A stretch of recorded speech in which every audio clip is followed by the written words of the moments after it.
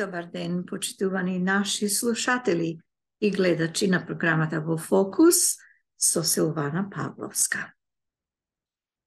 Денеска би сакала да се запознаеме со една статија која што излезе во јавноста неодамна од професор доктор Ѓорѓи Малковски. Професор доктор Ѓорѓи Малковски.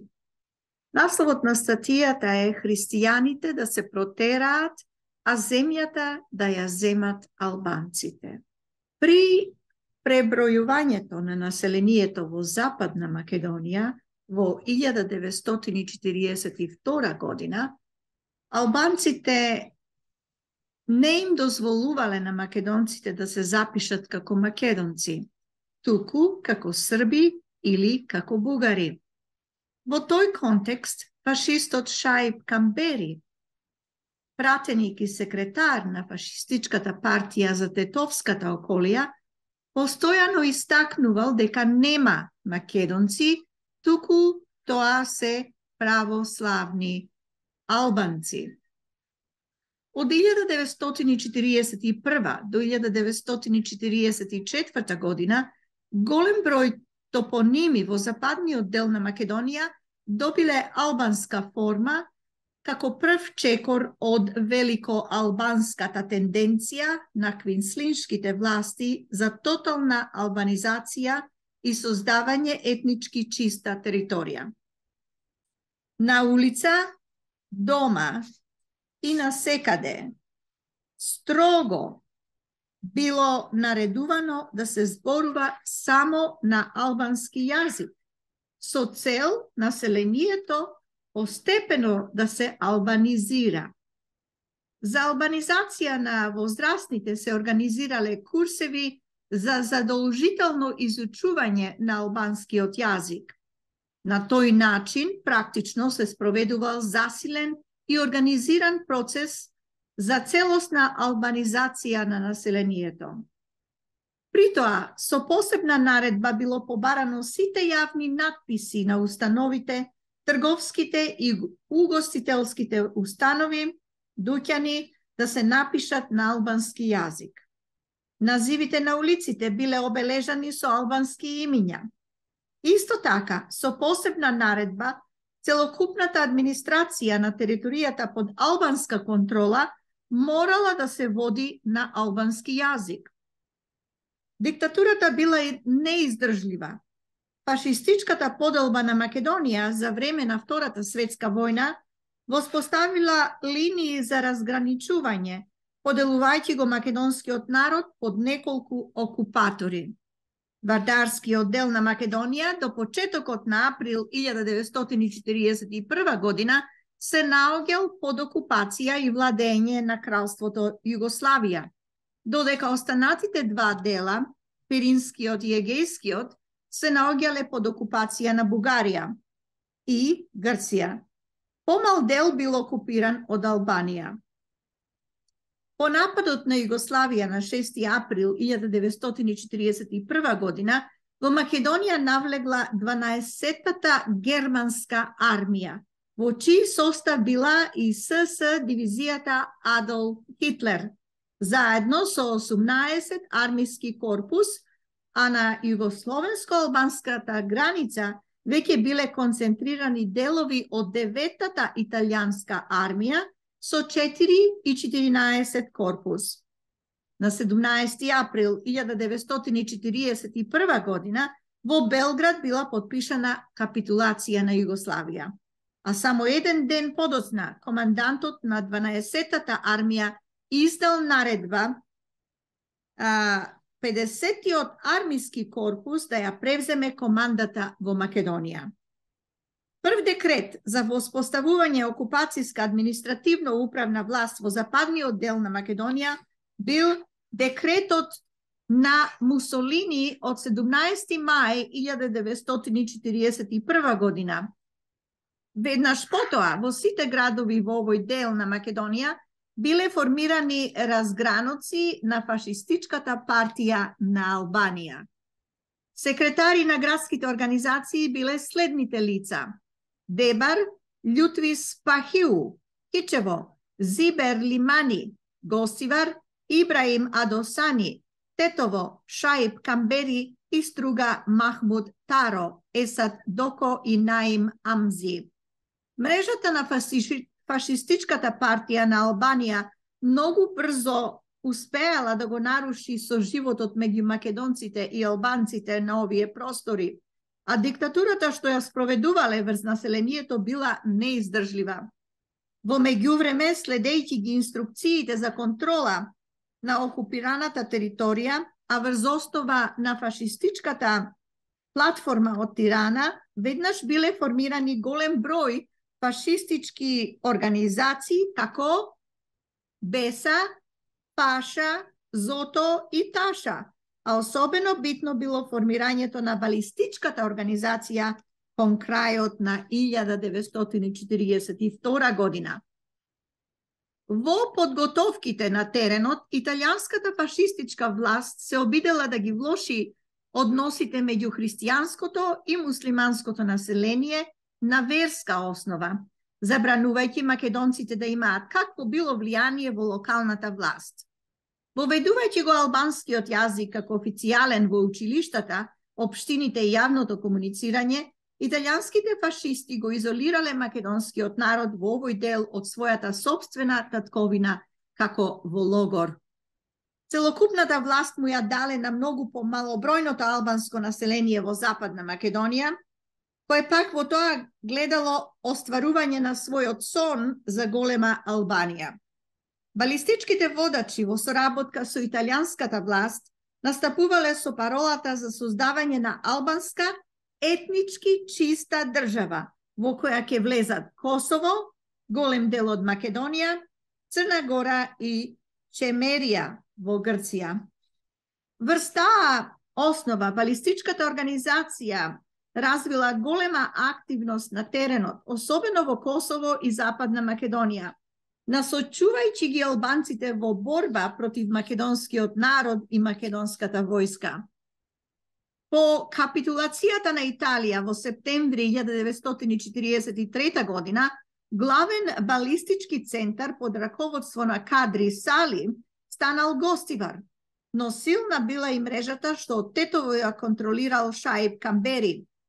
Во Тирана било раководството на Централниот комитет, во седиштата на окрузите имало окружни комитети, додека во околиите подкомитети, а во секое село имало селски одбор.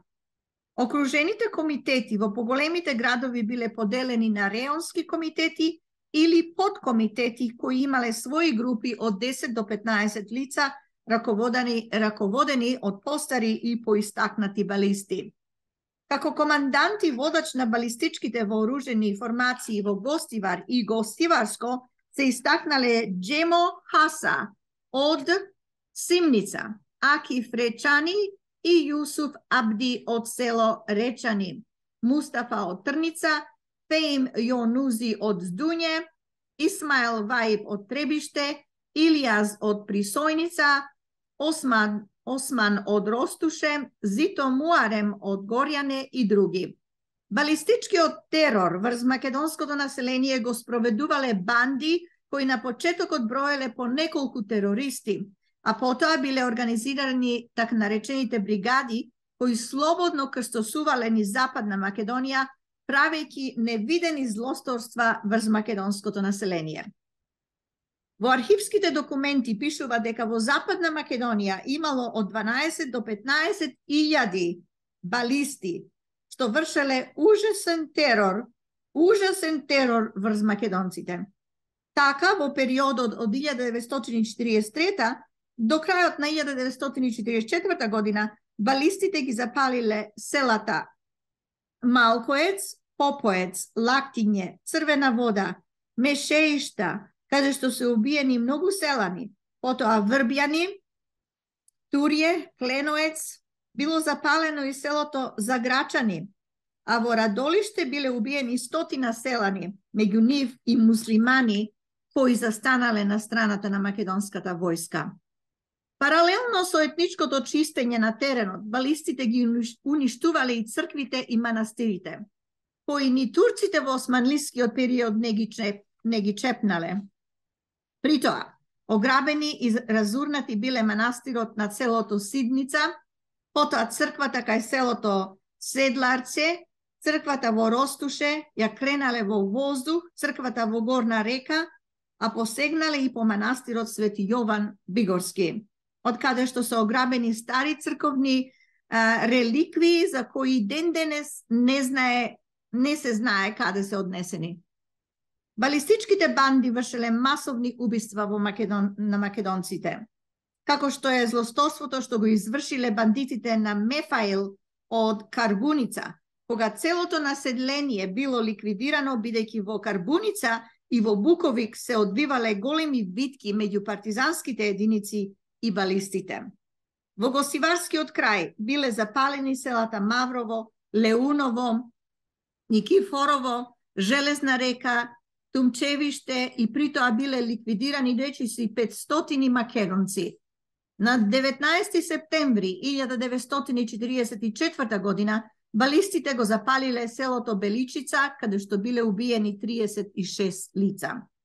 Во теророт вршен врз македонците во западниот дел од земјата учествувале стотици балисти како Джемо Хаса, Акиф Речани, Мефаил, Зајази, Елез Јусуфи со синовите Цене, Јусуф Садик, потоа Селим Лока, Джемаил Меди, Зендел Капори, Мурат и Мифтар Калјоши, синови на злогласните Лан и Асан Калјоши, потоа Шемси Земури, шериф од Желино, Џафер Менедит, Джемаил Мегдин, Али Малики од Дебар, Исмаил од Требеште, Илјази од Присојница, Џафер Лита, Ремзи Шакирбег, Асип Алија, Јусуф Илјази, Алип Ајдар, Илмија од Трница, Мемет Алија од Гостивар, Алил Кјазими, Адем Алил, Гавид Билјани, Сами Колоси, Ахмед Билјали,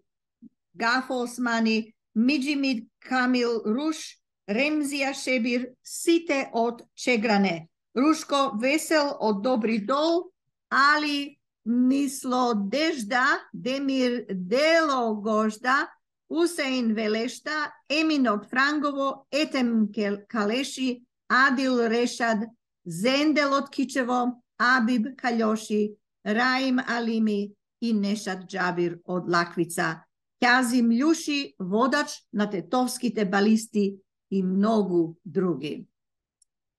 Во 1942 година, по формирањето на големо албанскиот комитет во Дебар, начело со Али Реџа и Риза Афус Мемет, почнал планот за брзо иселување на македонците од градот и околните села. Притоа целата административна власт била вклучена во проектот за протерување на македонците. При извршениот попис во 1942 година, целокупното население што живеело на оваа територија, без оглед на нивната национална припадност, било запишано како албанско население и добиле албанско државјанство. Друга националност не била признавана. Сите имиња и презимиња на македонците морале да добијат албански завршеток, целокупната администрација била водена на албански јазик, а строго биле забранети и сите јавни разговори на македонски јазик, дури и телефонските разговори морале да се вршат на албански јазик. Мажите морале да носат кечиња на главата. Се разбира, истиот притисок се спроведувал и во другите градови и села во западниот дел на Македонија, кој бил под окупација на Италија, односно Албанија.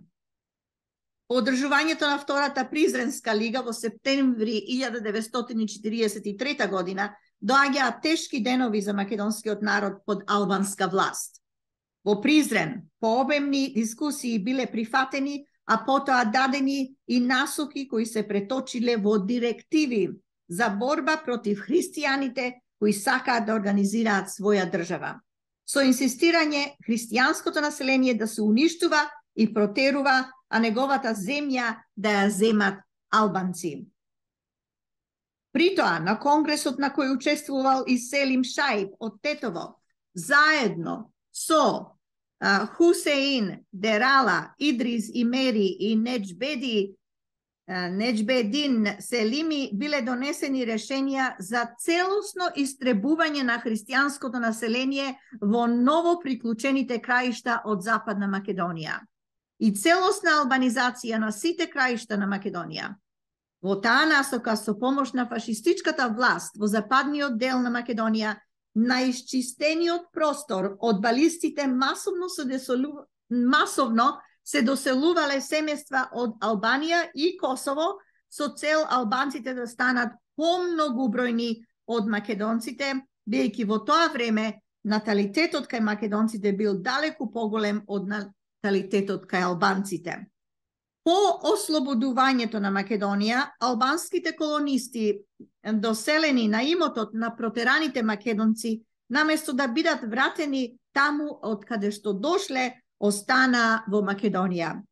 А со тоа почна и продолжи етничката и јазична доминација во Западна Македонија, која сега веќе е во таква фаза што опстанокот на македонците на своите родни огништа во својата татковина е целосно загрозен. По капитулацијата на Италија, значи по 8 септември 1943 година, балистите веднаш склучиле спогодба со германците, тврдејќи дека Албанија е обединета и независна, а со тоа албанците мора да останат на териториите што ги контролираат.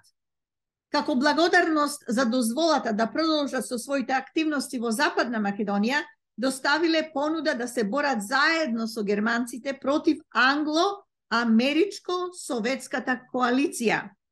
Подоцна, по капитулацијата на фашистичка Бугарија во септември 1944 година, балистичката организација се проширила и во Куманово. Овој пат се разбира со помош и поддршка од германците. При тоа оружјето го добивале од оџите, кои на организацијски план одиграле голема улога во стратегијата за етничко чистење на македонците. Штабот на балистите бил во Матејче, а водач бил Сулјо од село Отља. Покрај Сулјо во штабот биле и оџите Џафер Азизи и Илјас Керими, како и Ферат Ибраими и Џемаил Џемаили од Никуштак. Мобилизацијата на албанското население се вршела на верска основа и под контролата за создавање на голема Албанија, а на лицата кои им се приклучувале на балистите им било дозволувано да плячкаат и да вршат терор врз македонците. Во Тетовско, например, македонското население било изложено на невидени зулуми од страна на настојникот на текијата Чазим, познат идеолог на балистите, кој барал христијанското население целосно да се исели од Полог. Ете, тоа е статијата на доктор Ѓорѓи Малковски. И насловот на истата е христијаните да се протераат, а земјата да ја земат албанците. Ете, почитувани наши, што се случувало во Втората светска војна. Кои се тие што ја окупирале Македонија? Кои се тие што вршеле чистење на македонците и иселување на македонците? Кои се тие кои што убивале македонци? Меѓу кои е убиен и мојот стрико, брат на мојот татко, Павле Павлески, во тие борби при крајот на Втората светска војна. Слава на стрико Павле Павлески. Благодарам за вниманието, се слушаме следниот пат од Силвана Павловска. Секое добро. Довидување.